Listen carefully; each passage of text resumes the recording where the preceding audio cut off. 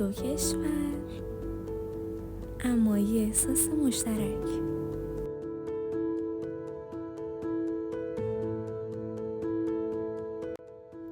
سلام به همه. امروز میخوایم دو جشن رنگارنگ و پرمعنا رو با هم ببینیم. نوروز در ایران و چوسوک در کره.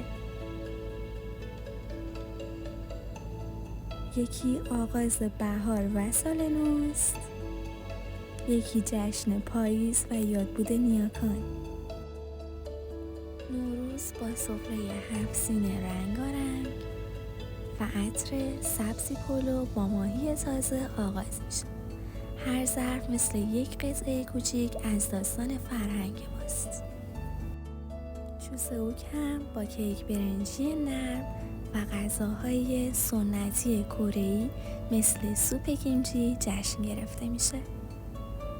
طعم هر لقمه قصه ای از تاریخ و سنت‌های کهن رو روایت میکنه.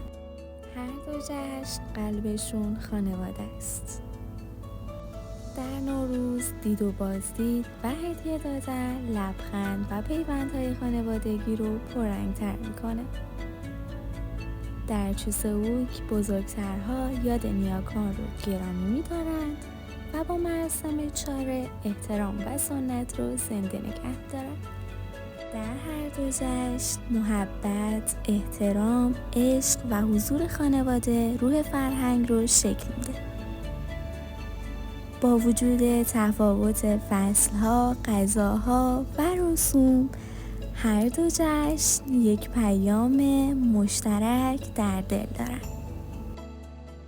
شادی در کنار خانواده، ارج نهادن به سنت‌ها و جشن گرفتن زندگی.